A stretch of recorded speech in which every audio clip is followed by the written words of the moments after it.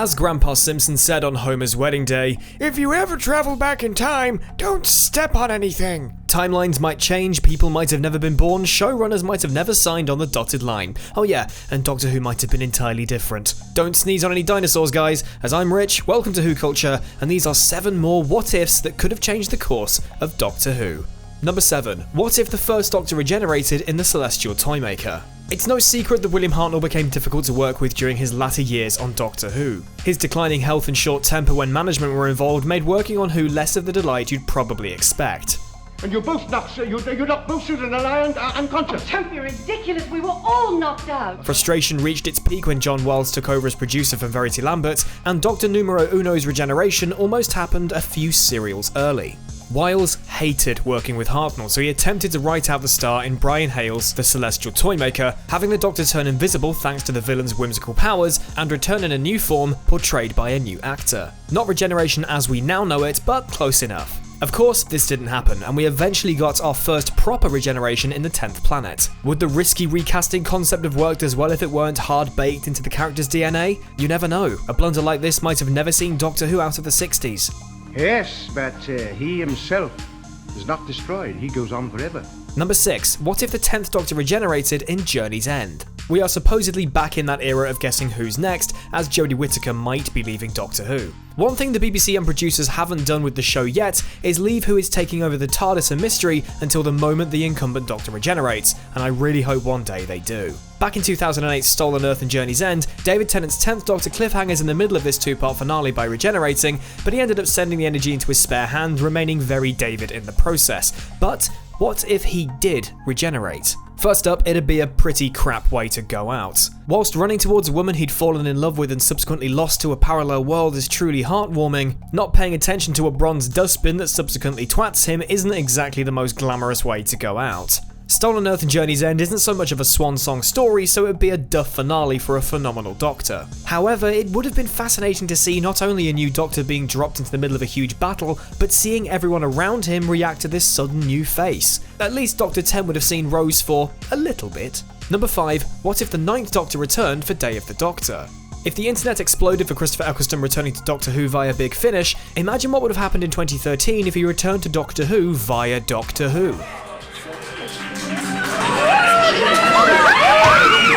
Stephen Moffat had supposedly penned the 50th anniversary special, The Day of the Doctor, to feature all 3 New Who Doctors together, supposedly in the same story that we know now, with Christopher Eccleston's 9th Doctor being the incarnation who fought in the Time War, which I guess we'd already assumed up to this point. However, since Chris had such a rotten time producing the first series of the reboot, even though he loved the role, the chances of him returning were slim to none. Consequently, Moff created the War Doctor, the incarnation to replace 9 in the Time War narrative, and was played spectacularly by the late John Hurt. It would have been incredible to see Eccleston match wits with Tennant and Smith, and that's something we could still get on Big Finish, but we still got a fantastic 50th anniversary special with John Hurt instead. Whichever way this casting went, it would have been great. Number 4. What if the 8th Doctor refused to be a warrior? Speaking of the 50th anniversary, John Hurt and the Time War, Paul McGann's 8th Doctor hadn't been seen on screen since the 1996 TV movie, and whilst he'd been given a lot of love by Big Finish, mainstream TV fans may not have seen much, if anything, of this great Doctor.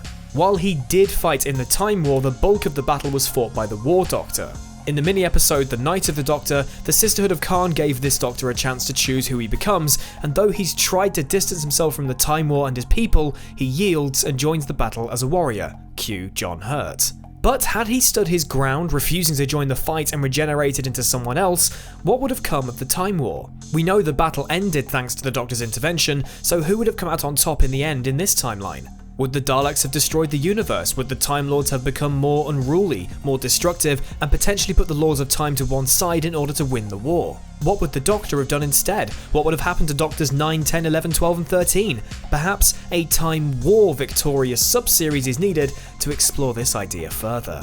Number 3. What if Doctor Who was canon? You might have already seen my video on why you should watch the Peter Cushing Who movies, so you know that I do indeed love these non-canon spin-offs. But what if they weren't non-canon? There have been numerous theories enabling the crowbarring in of Cushing's Doctor somewhere in the timeline, from being some incarnation of the Doctor doing the fob watch hiding as a human thing, being a Morbius Doctor existing in a parallel world, or even just still being an actor and having the films exist in-universe as almost biopic flicks, detailing the Dalek run-ins this legendary Doctor the Earth kind of knows had. Then of course there's the timeless child thing, with Cushing's Doctor being pre-Hartnell, pre-Mindwipe or whatever, almost allowing for the same events to transpire again with William Hartnell, with no familiarity to those involved. Personally, I'd rather these stayed separate. Go and watch my video on this, as they work well enough on their own. Let's just leave them be, eh?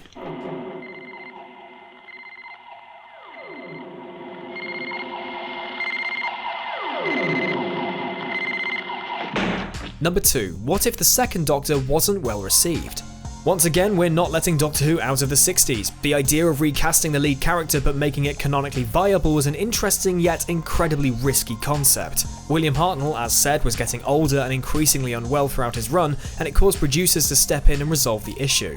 Patrick Troughton was cast, William Hartnell was flashbanged, boom, second Doctor. Patrick Troughton had huge boots to fill and an immense burden on his back. It was almost entirely up to him to keep the show alive. Of course he succeeded, since Who is still going 5 decades later, but what if people didn't like him? What if the ratings plummeted during his first stint in the TARDIS? Season 4 would have most likely been its last, and come 1967, Doctor Who would have been dead. Sci-fi would have never been the same. And number 1, what if the timeless child was the Master? This is, in my opinion, the easiest fix to the mess we found ourselves in at the end of Series 12. The timeless child revelation all revolved around the Doctor, and 6 decades of character building being basically retconned. But what if the Master was the timeless child instead? Their destruction of Gallifrey was apparently sparked by both the deceit of the Time Lords, but also the idea of the genetics of their greatest enemy running through themselves. But what if it were solely down to the lies? The Time Lords have manipulated the Master enough in the past. I mean, remember Rassilon playing the drums in his head to escape the Time War? So why not play up on that again? The Master is the Time Lord's guinea pig, and surely that would be enough to drive someone mad. At least Gallifrey's destruction and the unhinged nature of Sacha Dhawan's Master would have been much more justified. Also, the clue's in the name. When you make something to be copied over and over again, what do you call it? A master. A master pressing of a vinyl record. A master mould for something in a factory, I don't know. If Chris isn't going to put this concept into play, I sure hope his successor does. And there we go, there are 7 more big what-ifs in Doctor Who. Is there anything you'd like to change? Let me know in the comment section down below. Don't forget to subscribe to WhoCulture if you haven't already, and I've been Rich. You can follow me on Twitter at PickupChangeToe and on Twitch at RichIsLive. Thank you very much for watching, take care of yourselves, I'll see you soon.